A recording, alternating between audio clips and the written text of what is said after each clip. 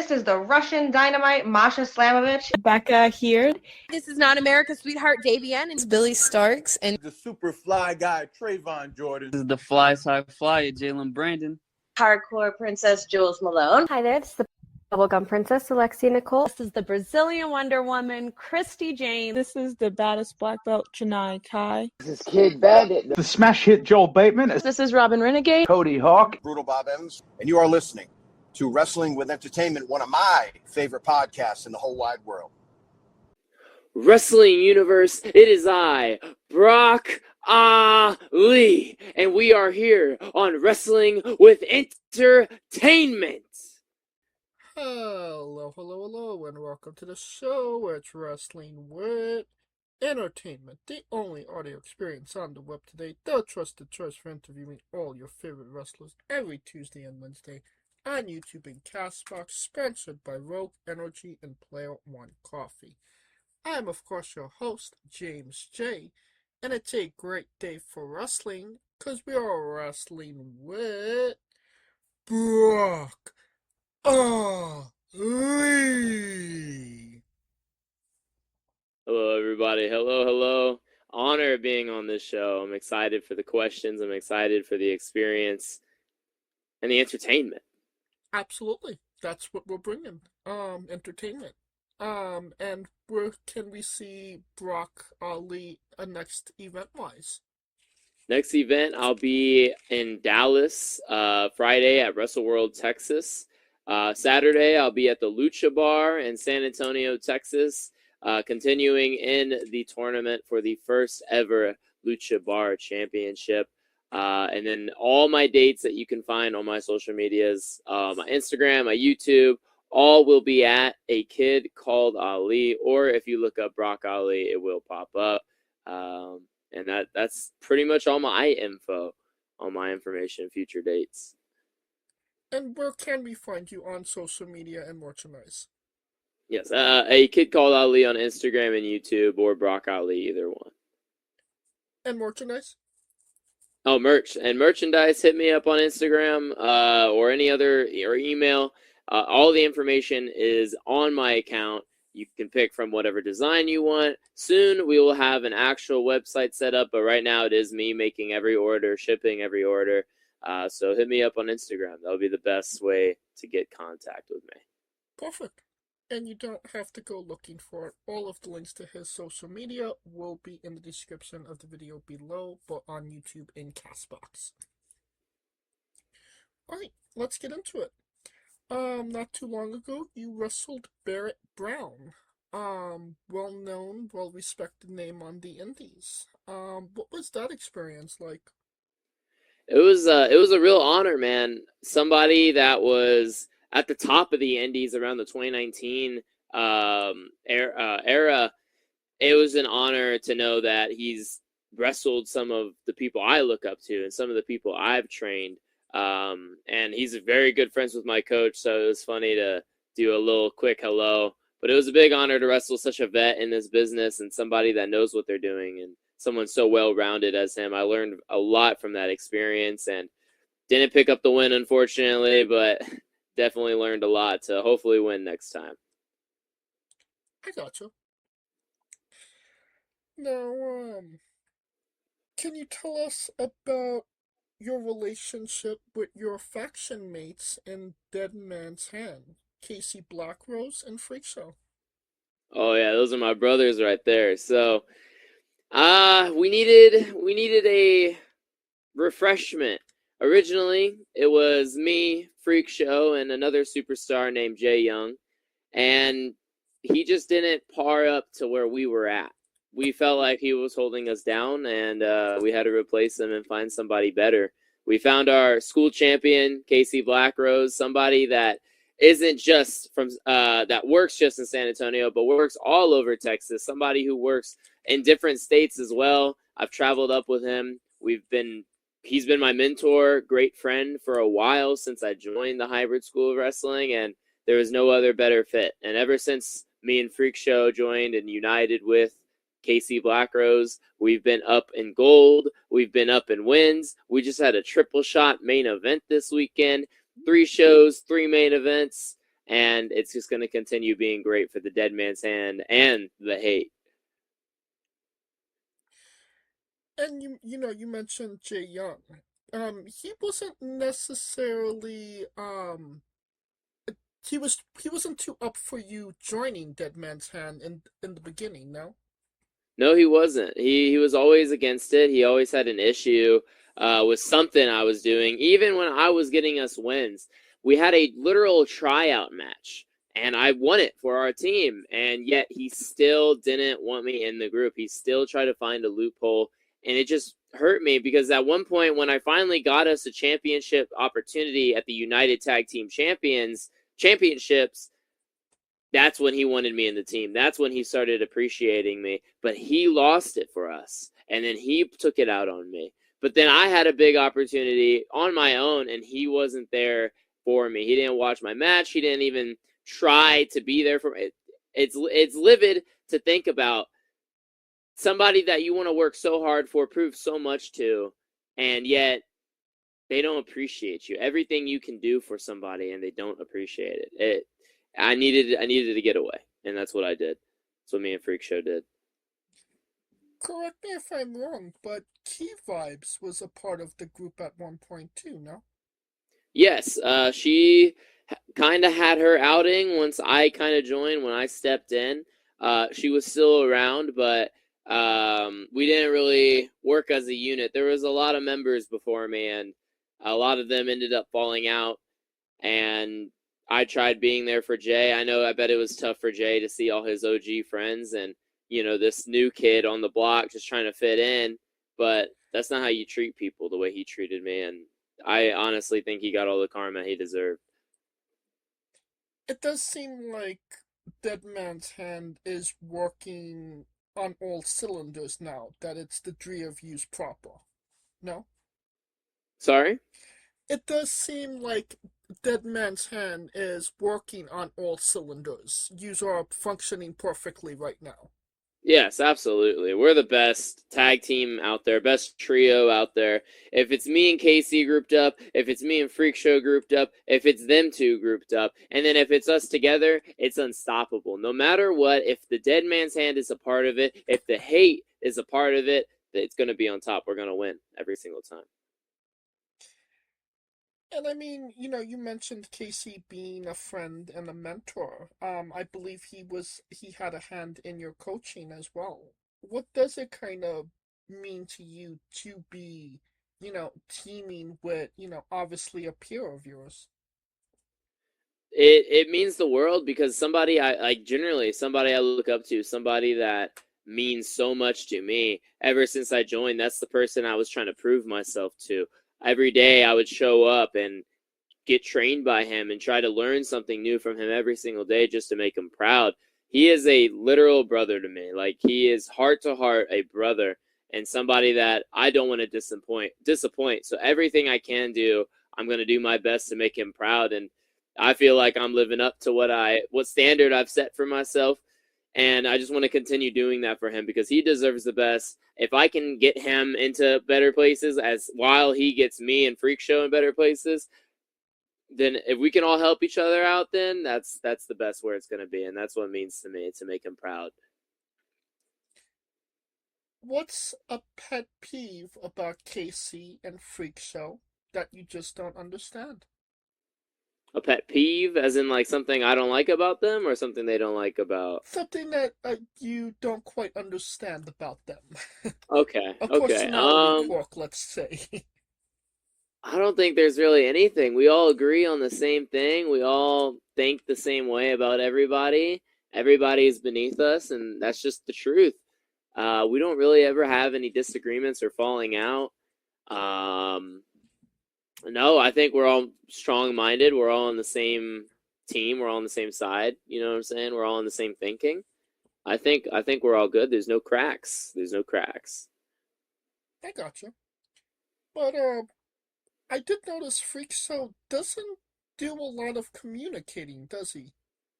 No, he's not much of a talker. He kind of speaks with his actions and mannerisms, if you will. It's really easy to read Freak Show's face. He has many different faces. And once you start hanging around him and you start getting used to him, and you kind of, well, I would say conversate with him, but it's really you talking to him and him just staring there blankly. But once you get used to his mannerisms and stuff, it's easy to communicate physically, I guess. Okay. Now, another match you were in was against the Von Erichs and Luigi Primo. Obviously the Von Erichs, an established name in the Texas region, and Luigi Primo, well-known independent name. What was that match like? That match wasn't even supposed to happen. We didn't even expect it.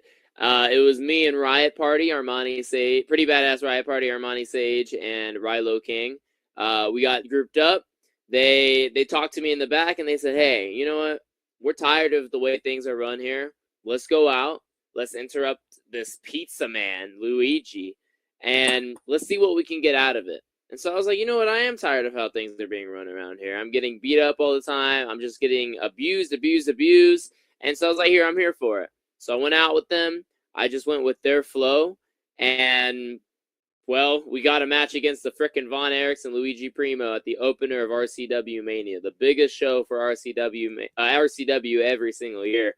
And, wow, what an opportunity again. Like what I was saying about Barrett Brown, there was so much to learn. There was so much to learn from the Von Erichs. There was so much to learn from Luigi. These are people that have been wrestling and are well established, like you said, and they've been traveling. They've traveled. They've seen many different things. They've wrestled different styles and all that good stuff. And then for the Von Erichs, wrestling runs in their blood. Wrestling runs in their heritage and their family. And so to wrestle such an honorable and amazing family as the Von Erichs, as much as it pissed me off as we lost, I can respect that match and I can appreciate that match. And I learned so much from that match. It was a great opportunity. It was a dream come true.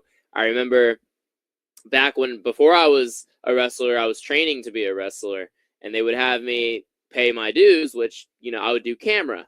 And so I would do camera for RCW, and I remember seeing Von Erichs come out and everybody in the building stand up and give them a standing ovation just on their entrance. And so it meant the world to me to finally be able to be a part of that. I've always wanted to wrestle them. I've always wanted to have that opportunity. And to have it so early on into my career, it does really mean the world to me. That's amazing.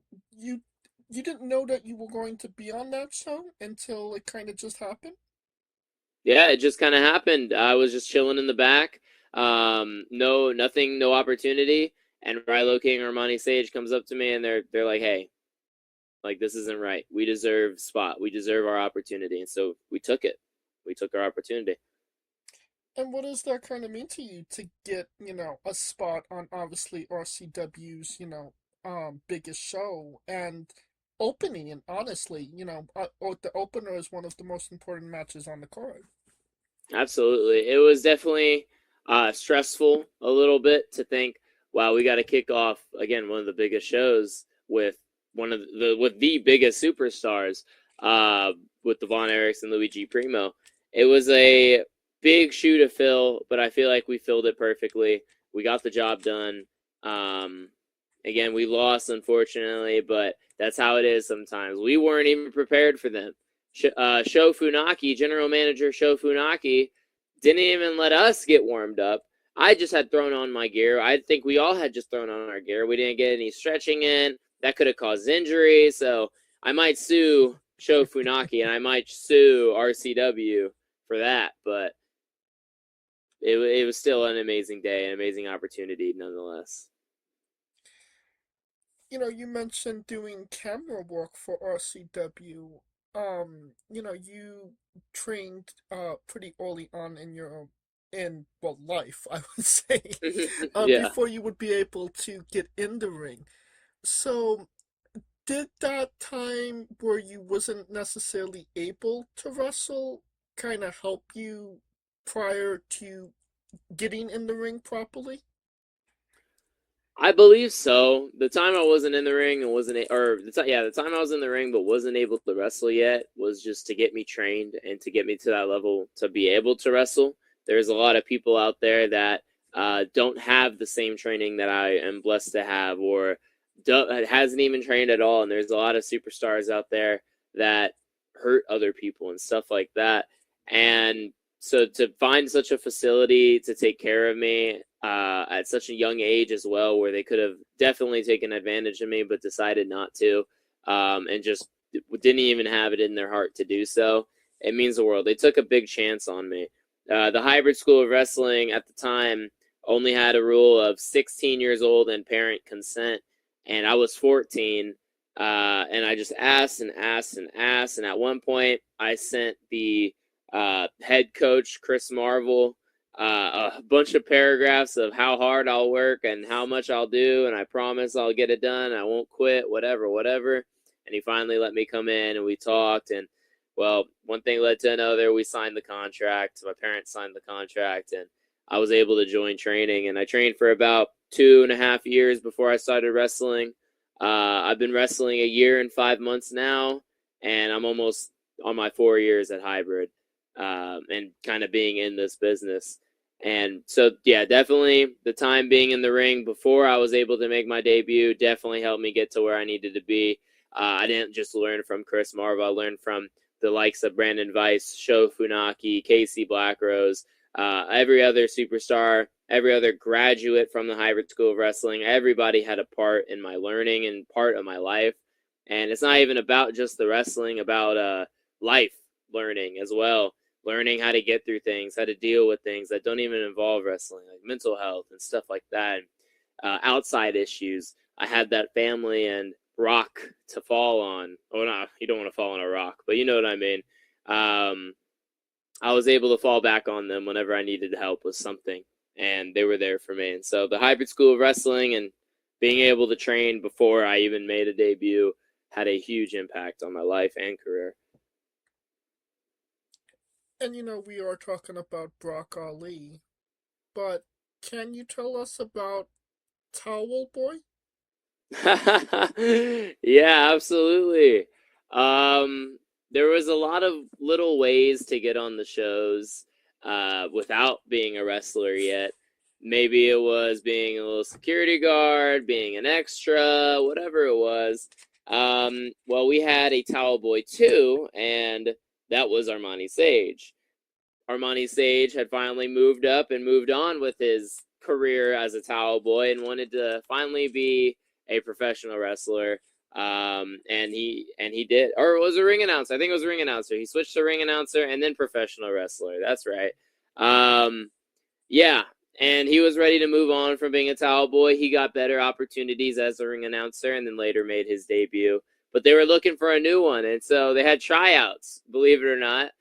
And it was between me, this one guy named Dominic, or Florida Man, shout out Florida Man. And then I think it was a few other people that just did not even make the qualifiers, but it ended up being me and Florida Man. And we went for it. We just went back and forth, just trying to get this role because the crowd, like, no, even though it's a towel, the crowd still pops for you for whatever reason. Just wiping the ropes, going, oh, each rope. And the feeling, I needed that. I love the crowd whenever they react. It's a feeling like no other. That is what energizes me in the ring. And at that time, I needed that energy. So I did my best to win the Towel Boy tryouts, and I became Towel Boy 3. Down the line, continued my job, did it so well that finally when I was ready to wrestle, they kind of just threw me and another person named Merch Guy, or now known as Jaden Valentino. We went against K-Jax and Hit it wasn't even fair. We got fed to them. They beat us up for a good 5 minutes. We got a little shots in, but not enough to even get close to the win, if we're being honest. And then it led to me and Jaden Valentino's debut against each other. And that's where Towel Boy and all that stuff started, and that's where it ended. I don't think we'll ever see a return of Towel Boy 3. But maybe there will be future Towel Boys coming soon. Maybe not. Who knows? But it seems like you got really over as Towel Boy. Yeah. How did that kind of help you, at that time, get to obviously the next level? Because obviously you're building a repertoire with the crowd. Right. It helped me get there by honestly myself promoting it. I started doing promos to promote the shows as Towel Boy.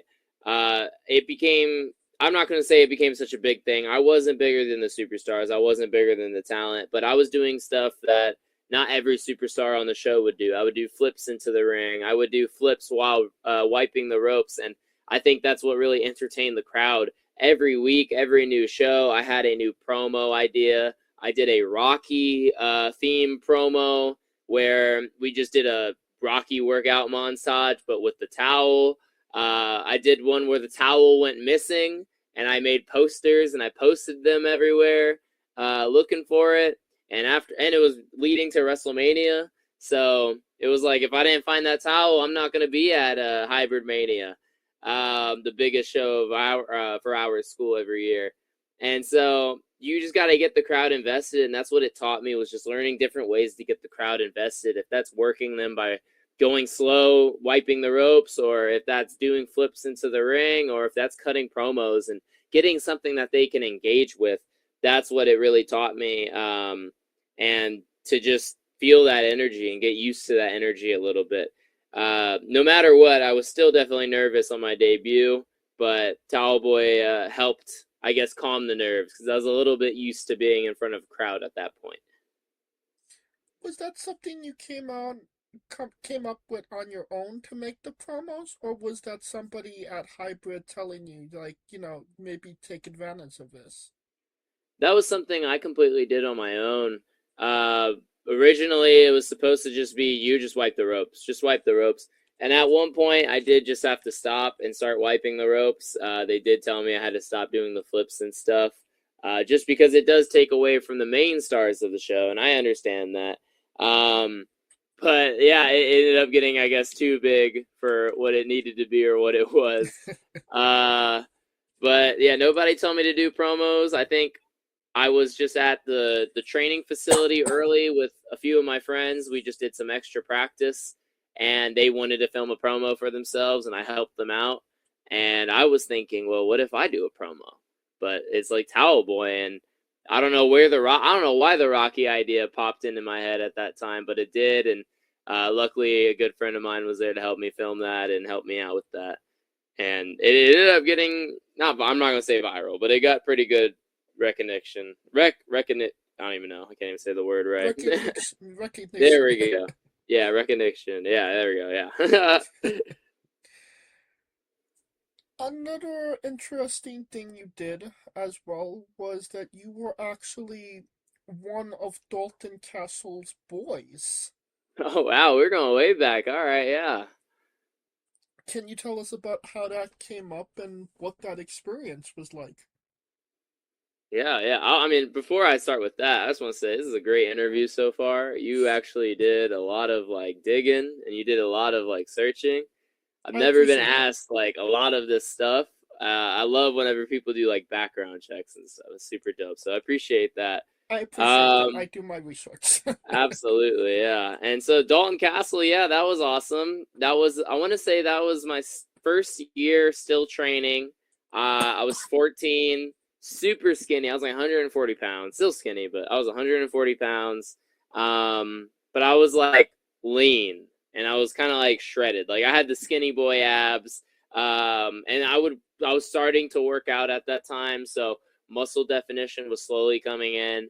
And at the time it was for Texas Wrestling Cartel. My coach Marvel, he gets me and 4 others aside. And he goes, hey, you guys are the best looking at the school right now. Texas Wrestling Cartel is looking for people to be Dalton Castle's boys. Are y'all able to do it? Are y'all able to do this day? And of course, I was up for it.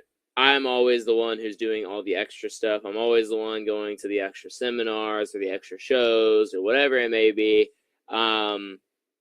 And so I was absolutely there for it, and I got that opportunity. I almost lost it because if another grad was interested, they would have been able to take my spot since I was still a student.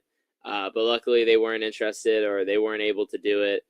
So I did get that opportunity, and it was just cool to be in the back. I'll share a little bit of the experience without killing any kayfabe, but we're all waiting in the back. We get their call time. It's like 1 p.m. Dalton doesn't come until like 6, and somebody tells us that he's out dipping his toes in the sand. The show starts at 7, by the way. He walks in while doors open. This is in Corpus Christi. And he was like, "Sorry, boys, I just needed to dip my toes into the sand, you know?" And it was just hilarious for him to make that kind of grand entrance. That just seems such like him. But he was super nice, super chill, super funny to talk to. It's crazy to think how nice and calm somebody can be before they crash out. Because I don't know if you saw around 2 years later in like 2024, he started being crazy over John Morrison and that whole storyline in AEW and Ring of Honor. But yeah, he was such a cool guy. We had done the whole rehearsal. I was just scared of messing it up. Again, I was 14. I was pretty new into this, pretty young, but it was so much fun. We were just acting as funny and flamboyant as we can, and it was a great time. It was a lot of fun. It was a lot of fun. Now, getting back to, Brock Ali, you did win the Rising Star title at Hybrid. What did that mean to you to capture? I believe that was your first title, no? Yes, first ever championship. It meant a lot. The people that held it before me were Devin Carter and Jesse Funaki, and if there's anybody else I'm forgetting, but I had wrestled Jesse for that championship. Oh, and David, obviously, David Teen. But I had wrestled Jesse for that championship a few months prior when I was a babyface, and I came up short. And that was when all the kind of the dead man's hand stuff kind of fell out, and we kicked Jay and we united with Casey. That was actually that same night. And so to have a full circle moment to where, I'm taking this big risk, because as much as Jae Young hurt me and as much as I eternally hate him, he was still a brother. He was still somebody that I was trying to prove my best to. And so when I turned my back on him, I didn't know if that was the best decision, and I kind of had some regret after making that decision. But to see the payoff, to see that trusting Casey was really the right outcome, it showed that, okay, I can truly put all my trust in Casey. Casey has the right interest for me, because he's the one who gave me his briefcase to cash in the championship. But it's wild to think that I'm my school's Rising Star champion, a title that I've been looking up to, a title I've been looking at ever since I joined, something I told myself I will win, I will hold, I will defend. And so to finally have it, and to complete one of my all-time goals when I started high school, I had a 4-year goal, and one of those goals were to start wrestling by my junior year, which I did. And another goal of mine was to graduate with the championship. I wanted to walk the stage, but school rules keep you from doing that, which is okay. But the fact that I was able to complete that goal so early on, it wasn't even 1 full year into my career yet, and I had become the Rising Star champion. It did mean a lot to me, and I'm proud of it. I'm proud of it that I still have it. Hopefully I'll be able to defend it soon, whatever opportunities come up the way. But yeah, that Rising Star championship moment, everything all together, it meant a lot. It meant the world. You went to prom with that title. I did. Yeah. Girlfriend was kind of like third wheeling us. But yeah, it was mainly me and the title at prom, and then sometimes I would switch with my girlfriend.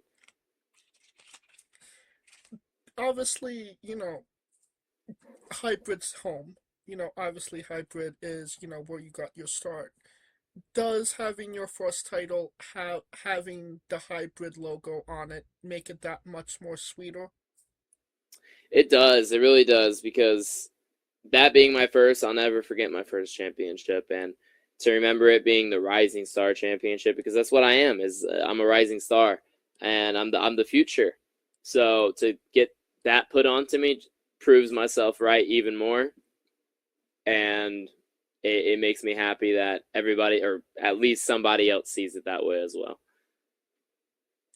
And you legitimately did not know you were going to win that title when it happened? No, the plan was, Casey said he's going to catch in on David during intermission. Nobody expects anything to happen during intermission. That's why we did it.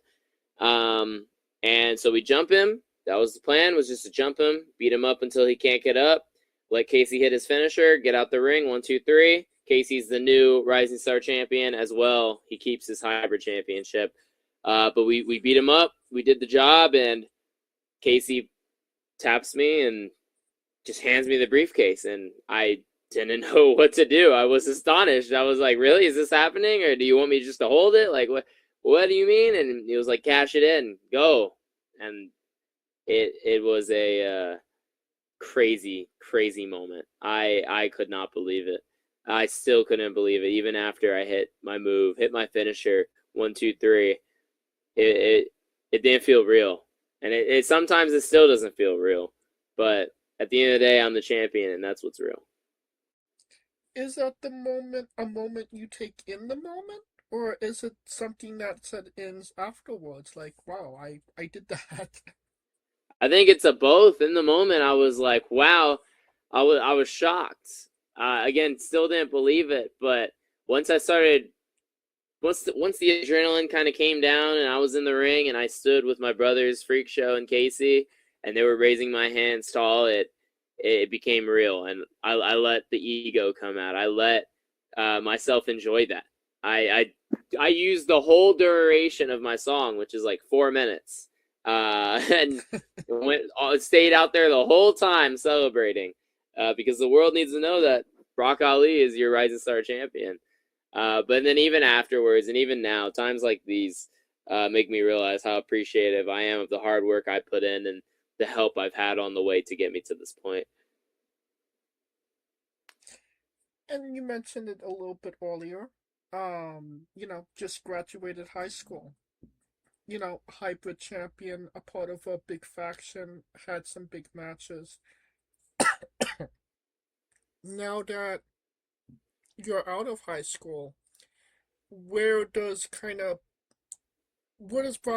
Ali go from here? Like, has the world opened a bit more to you now that you don't have the restriction of high school? Absolutely. And the world's going to open up even more when I become 18, and once I get to 21, obviously, as well, because some states you have to be a certain age to wrestle in. But yeah, it's going to be a lot easier, especially since I don't have to schedule things around school. Oh, how many days can I really miss for this show? Because I was really starting to get popping during senior year, which is this past year. I started getting booked during the week pretty frequently. And so it became a lot of stress to balance school and wrestling again, because I had just gotten it and then lost it. But it's going to be so much easier now. I plan next year to be traveling to Florida, California, South Korea, and Alaska. Those are the 4 places that I want to make happen, and I will make happen. And then if any other opportunities come along the way, I will love to participate and continue wherever the dream takes me, and just continue this professional wrestling career. I want to make it into the WWE. I want to work for all the companies, but WWE is the main stop and the main place I want to go to, and I will work until I'm there. So you said Florida, California, and Alaska, and I get those for sure. Where did South Korea come from? South Korea, I have connections there. Okay. And as well as they have a crazy wrestling scene. They do. They are starting to pop. There is this one promotion that I'm going to shout out right now. I need to look for it. But they just had Nick Nemeth there. They bring in some pretty good names over there. Let's see. Pro Wrestling Society Korea. PWS Korea. They are popping. They have so many views, so many followers, and the talent there that they bring in, or even the talent that they have homegrown there, it is amazing to watch. And it's just a place where I want to be, a place where I want to continue to level up at, and I would love to visit as well. And then just the scenery, the way of life. I want to see how different things are here, from here to there, and stuff like that. Yeah, shout out to Pro Wrestling Society. They're actually friends of the show, so. Awesome.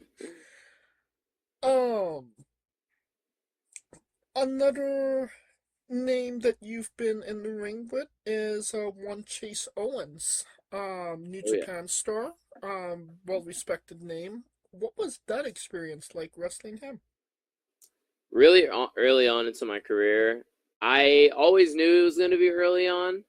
Because there's like a rhythm there. Every time somebody graduates or somebody from hybrid starts wrestling, one of their very early on matches is Chase Owens. And I think for that reason, I think it's because he is so good. Oh my goodness. He can guide and just freaking, he's able to, it's like so, like you can't even come up with the words to show how great he is of a talent, how great he is as a superstar. You see him in the ring. He was a part of Bullet Club. He's the Lone Star Outlaw, man. He is just such a vet and such a amazing talent on the indies in professional wrestling. And it was an honor to wrestle him. Especially somebody who, again, he wrestles New Japan and stuff like that all the time. And so to have somebody that has so much experience, that has wrestled so many great names and been a part of so many great matches, you learn a lot from. And I appreciate that opportunity a lot. It was a great match. Again, came up short, but how could you expect somebody less than a year in, less than 5 months in, beat the Lone Star Outlaw, Chase Owens? Now, an interesting match that you've been in, and I'm hoping that you could put the pieces together here for me. You had a title match / gender reveal match. Oh man, yep. Yep. Can you explain this to me? Of course. So the winner, you win by getting this box and opening it and revealing the gender, and whoever wins the championship as well. So if you get the box, you reveal the gender, and you also win the championship. I was cheated in this match multiple times. And it makes me so frustrated because these are the people that people are cheering. They are cheering the people that cheat, and they're booing the people like me. Look, when the ref's not looking, that's different. But David Teen blatantly took this box from my hands. He is not in this match. It is me versus Diego Rene. And I was so close to winning that match so many different times. I was just wrongfully cheated.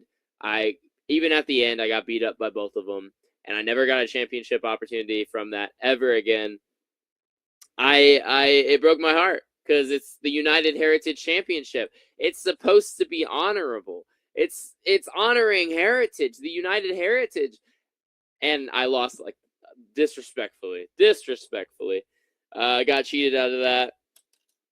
But yeah, that match was stressful because it's not your normal pinfall. It's not your normal submission. It's go grab this box and open it.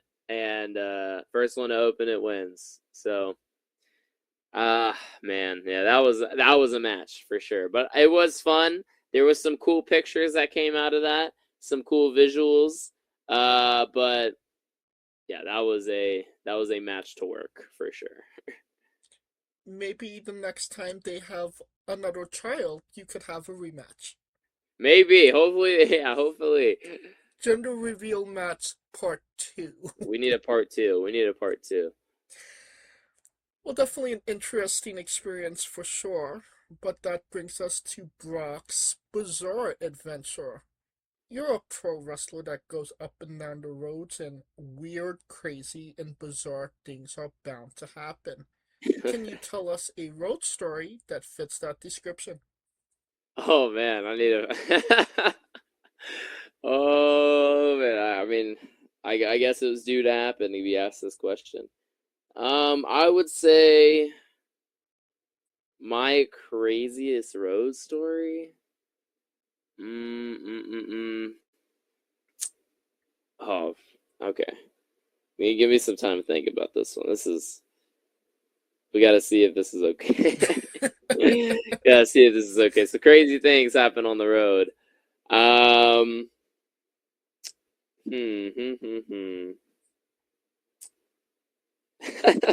Okay. I got one. So we were traveling to El Paso. I won't say who was in this vehicle. We were traveling to El Paso, and it was for God of the Ring. I was last minute thrown onto the show, and we had rented out this van. This van, I believe 7 people went. This van fits 6 people. So, me being the extra addition, and me being the greenest of the car, which means you're the newest out of the group of wrestling, they sat me on the floor of this van. And when I say van, like, I do not want you to think like roomy space on the floor or, just room. There was no space. I was wedged in between 2 chairs for 8 hours there and 8 hours back. Ooh, wow. I wasn't even fully kind of sitting down on the floor. Like, the chairs were so wedged that, like, it got stuck around my waist. And so I would kind of just be floating. And so every stop, I would have to take an advantage of and get out and stretch my legs because I'm 6'4". I'm not 6'4". I'm 6'3". I'm 6'3", 180 pounds. That does not fit in between that little area and it's definitely not comfortable.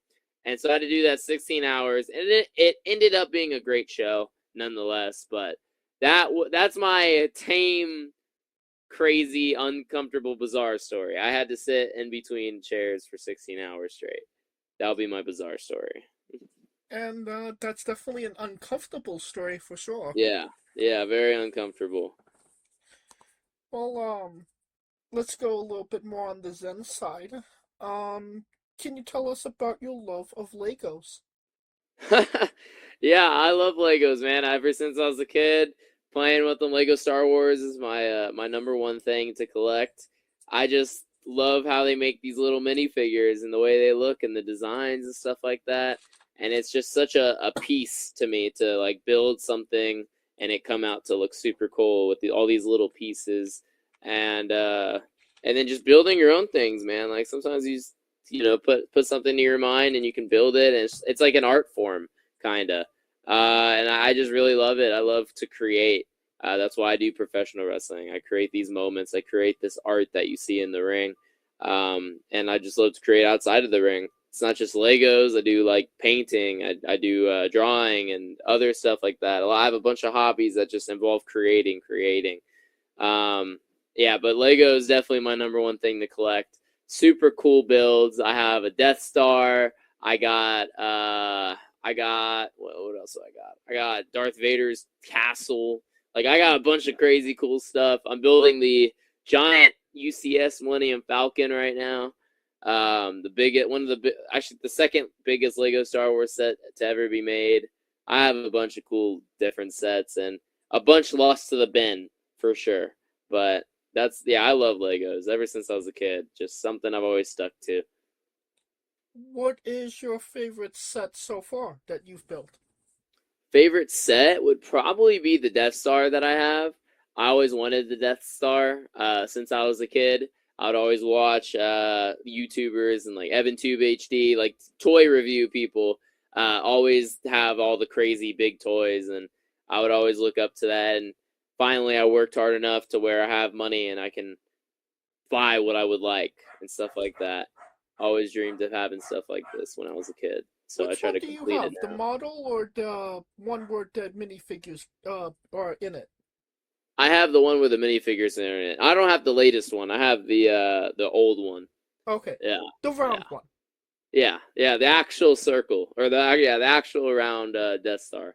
Gotcha.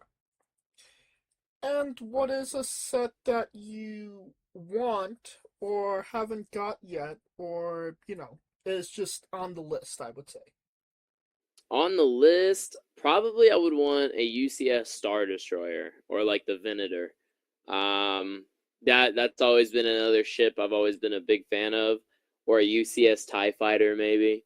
I have a lot of the play scale sets, but I've been collecting a lot of the UCS sets of late, just because there's so much more time to put into them, and they're way bigger, obviously. But yeah, I would say the Star Destroyer or the Venator, the UCS versions. Those would be cool to add to the collection next. All right. Now, can you tell us about your love of Kiss? Absolutely. Yeah, so listen to Kiss ever since I was a kid. Another thing, my dad is super old school, so he loves the 80s. His favorite era is the 80s. So he grew me up on a lot of Kiss. Funny enough, I don't think I Was Made for Loving You came out in the 80s, but yeah, I think it was more 70s. But I Was Made for Loving You, my favorite song of all time. He would take me out golfing when I was younger. We would golf all day, and then when we'd come back home, we would get ices, and we would just put Rock and Roll All Night disc in, or I Was Made for Loving You, that album in, Dynasty, there we go, Dynasty album. We would put the albums in the CD player, and we'd play it on the way home, and it just gave that 80s feeling. And I just always loved the music, and I got lost from it for a while. I just, stopped listening to it, didn't hear it for a long time. And then when I came back to my wrestling, or when I came back to my wrestling, but when I was about to start my debut, I needed a song, and I Was Made for Loving You came back into my life around that time, surprisingly. And ever since I heard it again, I was like, I was made for loving this song, like I love Kiss. Kiss, they're just so cool. They're characters. I have a t-shirt with them on it now. Yeah, man, I just love Kiss. It's something that makes me connect with my dad, and then just great music, phenomenal music, and then their characters. I get a lot of my kind of character and my performance from them as well. Gene Simmons being my favorite, the Demon. Oh, yeah. Does coming out to that make it even more sweeter because, you do have that connection with your dad, and you're kind of showing that connection? Absolutely, yeah. He goes to a lot of my shows here in San Antonio. He'll even travel out with me sometimes when I get booked out of town, and every time my song plays, I always see him singing it front row, or if he's filming my match, I'll hear it in the recording. And it's just something sweet that I'm glad I can make him proud, because he's very proud of me wrestling, and I'm glad I can implement some of the stuff that we bond over into it. Just because since the generation gap is so far, not to put my dad on blast, but there's not much we can really relate on. But I'm glad we found wrestling and Kiss to relate over, and I'm able to mix the best of both worlds. And that's a great segue into the colossal question. Let's say they're making a movie about you. Every movie has a soundtrack. What would be the first 3 songs on your movie soundtrack? Oh man, first 3? Mm-hmm. I can give you 3. I don't know about an order. We'll go Rock and Roll All Night. I Was Made for Loving You. I need one more. I need like a Juice World song. We're gonna go off of Kiss. We need a Juice World song. Juice World and Kiss are my two top music. I wouldn't say artists because Kiss is multiple, but just music. What's this song that just like? I'll just go "Bad Boy" by Juice World, and I think it's Trippie Redd on it. But yeah, that'll be my picks for sure. Rock and Roll All Night, I Was Made for Loving You, and Bad Boy by Juice World. We're definitely a solid 3 picks to say the least. Now that we have the soundtrack down, everybody knows you get the soundtrack first, then you write the script, and then you go to casting. Who plays you? And you can't say yourself because you are obligated to make a Stan Lee-esque cameo. Oh heck yeah, I love making. Heck yeah, let me get a cameo in. Jace Norman. He is an actor that hasn't really shown face in a long time. He was one of my childhood heroes, or he would play one of my childhood heroes, a character named Kid Danger or Henry Danger from the show Henry Danger. That's where a lot of my character and a lot of even the person Brock Ali, like the actual person, a lot of his personality is from that show when I was watching when I was younger, when I was a kid. I just loved that show, and that was my favorite actor at the time. Is my favorite actor now, to be honest, and he hasn't starred in anything, honestly, I think, since that show. He's just kind of stood away from the spotlight, so I'd love to bring him back and to play me. Again, favorite actor, and then somebody that I looked up to, and I use a lot of, I learned when I was a kid now. Okay. Now that we have you casted, every movie has a supporting cast. Who would be 3 people significant to you and your story that would be in your movie, and who would play them? Oh man. Oh man, I've never thought about this. Let's see. I don't know. I guess we could have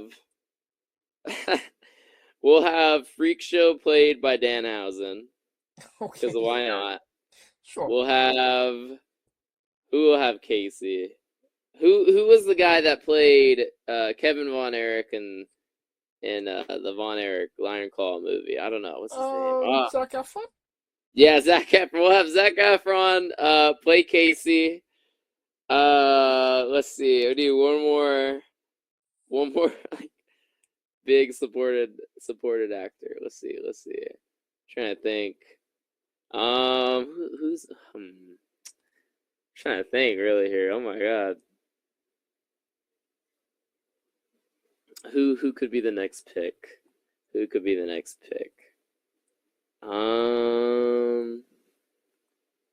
Shoot, dude. I don't know who could. I mean, I think I'm gonna stick with those two. I really can't think about like any other actors. fair enough. Well, it's definitely sounding like a great movie, a blockbuster to say the least, and you could pre-order the tickets now. Absolutely, go get them. Now onto a controversial subject: pineapple on pizza. What's your stance? Oh man, nope, no pineapple on pizza. My dad argues with me all the time that putting vegetables on pizza makes it healthier. It doesn't make it healthier at all. They are cooking the vegetables, which is cooking all the nutrition away from it. And even the little nutrition that's left is still getting covered by all the grease on that pizza and all the bread and all the terrible. Pizza is terrible for you no matter what. I am definitely a pizza eater no matter what though either. So, but pineapple on pizza, it just makes it gross. And it doesn't make it healthier. Nope. No pineapple on pizza. Okay, so anti-pineapple on pizza. Super anti. What's your spirit Pokemon? Spirit Pokemon Executor, specifically the Alolan version, the super tall tree that looks like he's high all the time. Yeah, that that's my spirit animal for sure. Wow, you definitely have thought about this before. Yeah, that's my favorite Pokemon. That's literally me. I feel that Pokemon, so that's me. That's me in spirit. Now, we love the late great Tracy Smothers on the show. Do you know the acronym for Thug? THUG. The acronym for Thug? Yes. I do not know. T is for terrible, H is for hell, U is for ugly, and G is for jail, 'cause a Doug can't spell. That's heat. That's heat. Yes, we love the late great Tracy Smothers, trying to keep the memory alive on the show. Absolutely. Weirdest question you'll be asked on a wrestling interview, hopefully. Would you ever consider wrestling a Rock? Not Dwayne Johnson, not the country, an actual physical Rock. Absolutely. If I'm getting paid for it, absolutely. If it's in front of a crowd, absolutely.